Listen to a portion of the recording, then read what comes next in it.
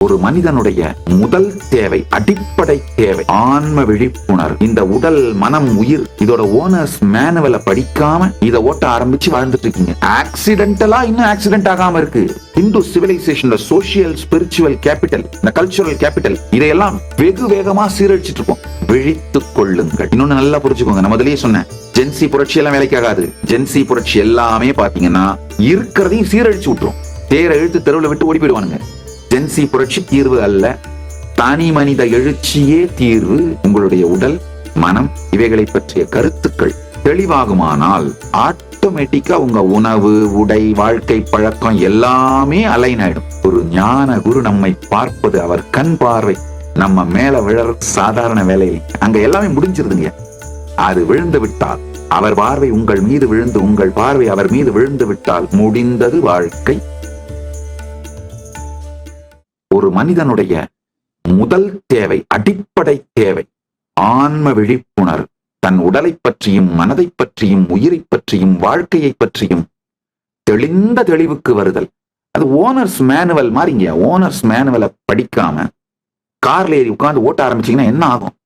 பிரேக்குக்கு பதிலாக oscillator பெடலை press பண்ணீங்கன்னா என்ன ஆகும்? ஓனர்ஸ் மேனுவல் படிக்காம கார்ல ஏறி கார் ஓட்ட ஆரம்பிக்கிற மாதிரி தான் இந்த உடல், மனம், உயிர் இதோட ஓனர்ஸ் மேனுவலை படிக்காம இதை ஓட்ட ஆரம்பிச்சு வாழ்ந்துட்டு இருக்கீங்க. ஆக்சிடென்டலா இன்னும் ஆக்சிடென்ட் ஆகாம இருக்கு. நல்லா புரிஞ்சுக்கோங்க. நான் சொல்லிட்டு இருந்தேன் கணக்கு. அமெரிக்காவில் 347 மில்லியன் பாப்புலேஷன், 1.8 மில்லியன் ஜெயில இருக்காங்க, 0.52%. இந்தியாவில் 1.46 பில்லியன் பாப்புலேஷன்.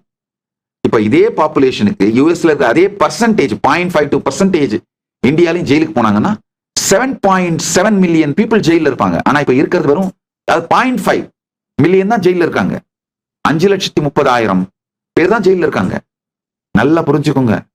சமூகத்தோட, நம்ம இந்து சிவிலைசேஷன்ல சோசியல் ஸ்பிரிச்சுவல் கேபிட்டல், இந்த கல்ச்சுரல் கேபிட்டல், இதையெல்லாம் வெகு வேகமா சீரழிச்சிட்டு இருக்கோம். இப்ப அந்த கேபிட்டல்ல தான் வாழ்ந்துட்டு இருக்கிறோம். இப்போதைக்கு நமக்கு எல்லா நல்லதும் இந்த சனாதன இந்து சிவிலைசேஷன் கொடுத்த நல்லது. ஆனா வேக வேகமா அதை சிதைச்சிட்டு இருக்கிறதுனால அடுத்த தலைமுறைகளுக்கு அது இல்லாமல் இந்த வெஸ்டர்ன் சிவிலைசேஷன் காட்டுற jail centric legal ecosystem life ஸ்டைலை நோக்கி வேக வேகமா ஓடிட்டு இருக்கீங்க. விழித்துக் கொள்ளுங்கள். இன்னொன்னு நல்லா புரிஞ்சுக்கோங்க. நான் முதல்லயே சொன்னேன், ஜென்சி புரட்சி எல்லாம் வேலைக்காகாது. ஜென்சி புரட்சி எல்லாமே பாத்தீங்கன்னா இருக்கிறதையும் சீரழிச்சு விட்டுரும். தேரை இழுத்து தெருவில் விட்டு ஓடி போயிடுவானுங்க.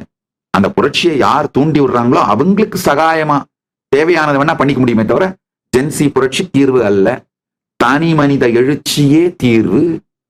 பாருங்க, 2024, 25 இந்த 2 வருஷத்துல 24 மாசத்துல 25 ஜென்சி புரட்சி நடந்திருக்கு. 25 நாடு நாசமா போச்சு. ஒன்னும் உருப்படல. ஒரே தீர்வு என்னன்னா, தனி மனிதன் விழித்துக் கொள்வது. தனி மனிதனின் ஆன்மீக விழிப்பு தான் இந்த பிரச்சனைக்கு தீர்வு.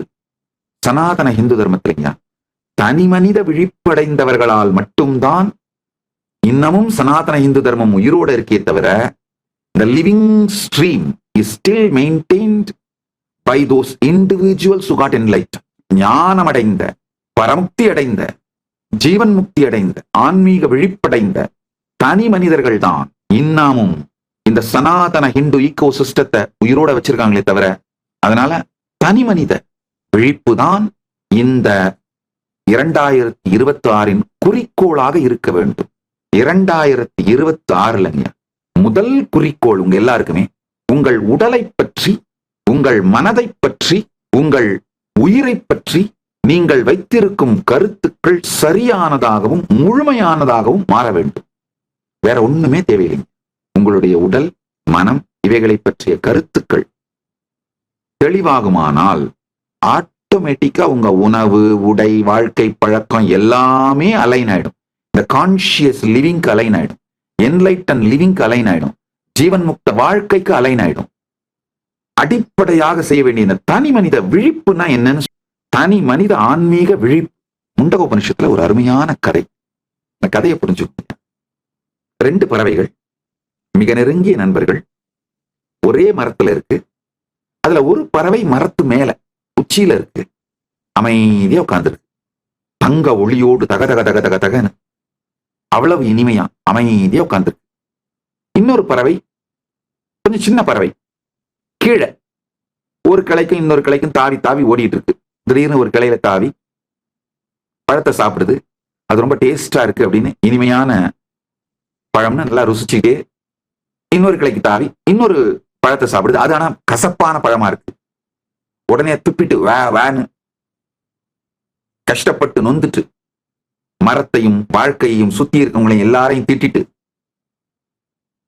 ஆனா சும்மா இருக்க முடியல. ஏன்னா ஏற்கனவே ஒரு ருசியான பழத்தை சாப்பிட்டதுனால ஒருவேளை இந்த பழம் ருசியா இருக்குமோ அப்படின்னு இன்னொரு பழத்தை ஜம்ப் பண்ணி சாப்பிடுது. இன்னொரு கிளைக்கு ஜம்ப் பண்ணி அந்த இன்னொரு பழத்தை சாப்பிடுது. ஒரு தொடர்ந்து ஒரு 10-15 பழங்கள் ரொம்ப கசப்பாகவும் உண்ணவே முடியாததாகவும் கொடுமையான உணர்வை அளிக்கக்கூடியதாகவும் இருக்கு. ஆனா திடீர்னு ஒரு பழம் கொஞ்சம் சுவையோட இருக்கு. முதல்ல சாப்பிட்ட அளவுக்கு இனிப்பா இல்லைன்னாலும் இந்த கசப்புல இருந்து கொஞ்சம் குறைந்த கசப்போடு கொஞ்சம் இனிப்போடு இருக்கு.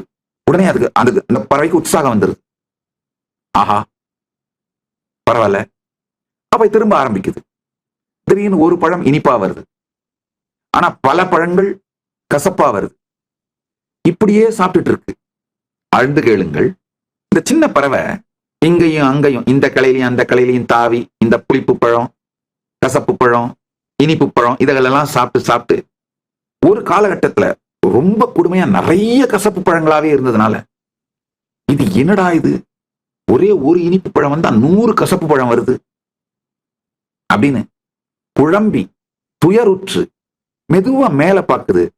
தன்னுடைய நண்பனாகிய அந்த பறவை எந்த சலனமும் இல்லாம அமைதியா இந்த எண்ட்லெஸ் டிஸ்ட்ராக்ஷனை பிளஷர்னு நினைக்காம, பயத்தையே பாதுகாப்புன்னு நினைக்காம அமைதியா உட்கார்ந்து இருக்கிற அந்த பறவையை பார்த்து இந்த சின்ன பறவைக்கு ஏதோ ஒரு ஈர்ப்பு. ஆஹா, என்னடா இந்த பெரிய பறவை இவ்வளவு சாந்தமா இனிமையா இருக்கே, இது என்ன ரகசியம், இது என்ன? இந்த சின்ன பறவைக்கு பெரிய பறவையை நோக்கி தன்னை அறியாத ஒரு ஈர்ப்பு.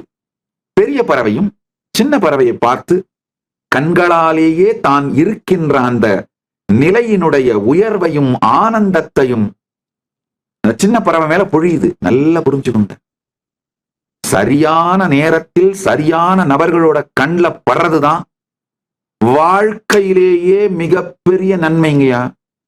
இந்த சின்ன பறவை பெரிய பறவையோட கண்ல படுது, பெரிய பறவை சின்ன பறவையோட கண்ல படுது.